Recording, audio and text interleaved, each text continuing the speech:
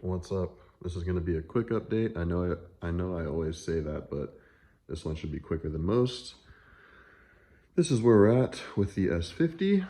Got a little more done to it. I got the belt on. I got this little clutch fan cap, since I'm not going to be using a clutch fan, from Race German. And I decided on a theme color. Not that I said I was going to be picking a theme, but it's going to be gold and charcoal gray. So like I mentioned in the last video, those are charcoal gray. My wheels, which you can't see because they're down right now, the face is charcoal gray with a polished lip. And then I bought all gold Mishimoto clamps. So these are pretty fucking sick. And I have a whole bunch of them, all these. Every single clamp is gonna be gold.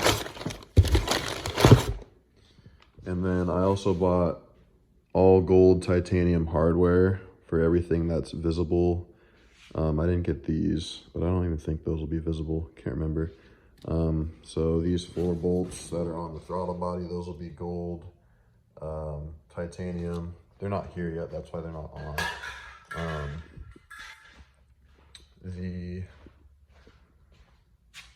The strut tower nuts, those will be gold titanium. The ones in the back will be gold titanium.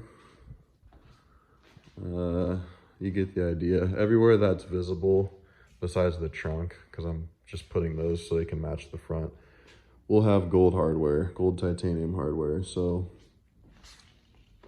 I don't know, it just kind of came to me one night. I was like, well, I have everything apart, I might as well just do the shit I want to do now. And it's really not that expensive in the grand scheme of things. I think I spent like $116 for all the gold clamps, and these aren't shitty clamps, at least in my opinion. Most of them are T-bolt, so they clamp pretty good. And then I have some worm gear style ones for the smaller. And then the titanium hardware I bought was like $140 shipped. So if it's not your thing, I understand. I don't normally do it, but I thought with this build I would, since it's so clean and nice already. So yeah, another big update, at least for me.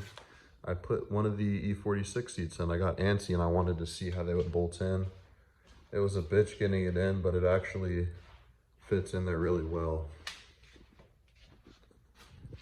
Try to give you a good angle. It's kind of hard, sorry.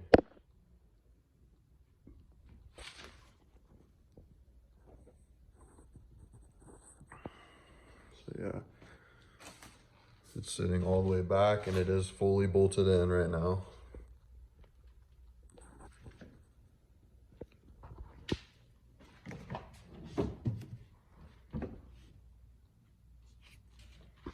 I have the seatbelt bolted to the top of the back nut. You can't really see it. I don't know if I'm going to keep it that way, but that's just how I have it for now.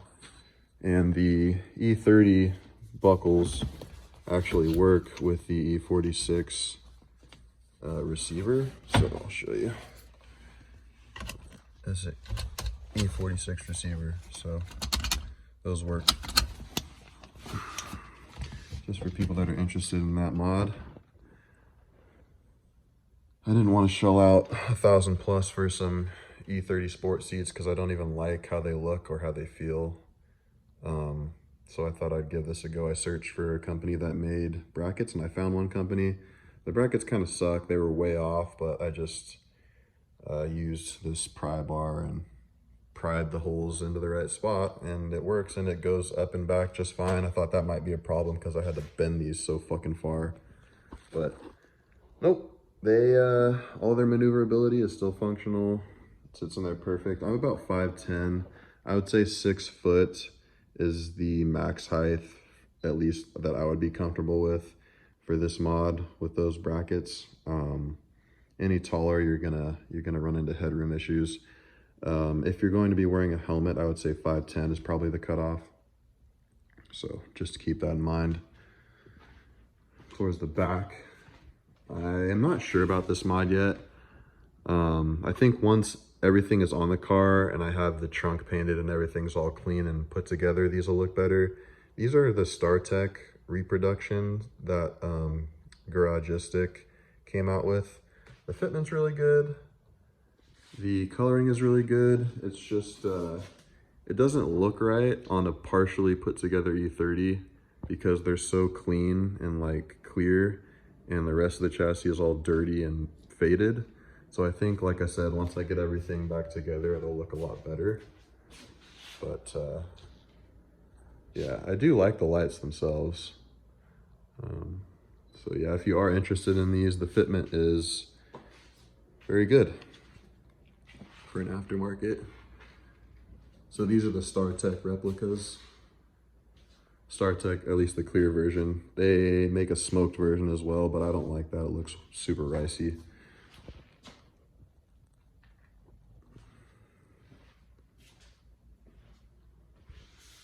So yeah, that's what I've been busy doing. I'll show you the seat from the other side. Block that fucking light. Come on. There we go. So you can see it sits down pretty decent. It's not super high up, but there's not much headroom in E30s as it is. So yeah, I think it looks good in there as well. Sometimes when you put newer stuff into an older chassis, it looks too modern. I don't think these look too modern at all, especially because I swapped to the all black interior with gray colored carpet, so it all ties together really well. Sorry about the light. My garage lights are like super bright focus because they're like the UFO style.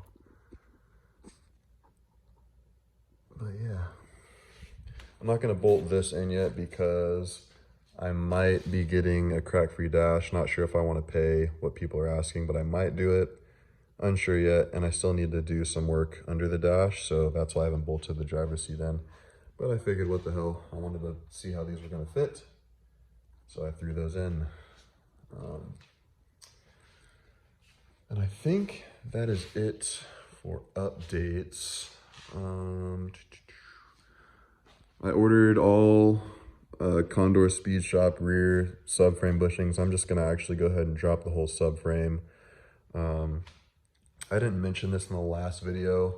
I did put it in the comments, but if you didn't read the comments, all of my brake line connection points are pretty much rust welded to themselves. I can't crack them. I did PB Blaster multiple times over multiple nights to put some heat to it. They will not crack. So thankfully, Chase Bays makes a fully stainless braided brake line kit that replaces all the lines and deletes the ABS. So I'm going with that kit. And I'm also going with their full power steering setup for a swapped E30 with like a Z3, E46, E36 rack. So that is coming. It's back ordered till the 30th of October because the reservoir was out of stock. So yeah, trying to think what else I have coming. I think that's pretty much it. I think in the last video I was like, we're done buying the big ticket items, but obviously I had to do one more round with the Chase Bay stuff, but it's gonna make the build go together way easier. And I didn't want to have a bunch of like rusted, fucked up lines, brake lines, so I figured I might as well get that kit. It was actually fairly priced. I think it was like $320 or something to replace all the brake line. So I can't complain about that. But yeah, I'm just cracking along. I think I'm gonna end the video here. Those are all the updates I wanted to get out there. Appreciate you watching, and I will see you in the next one.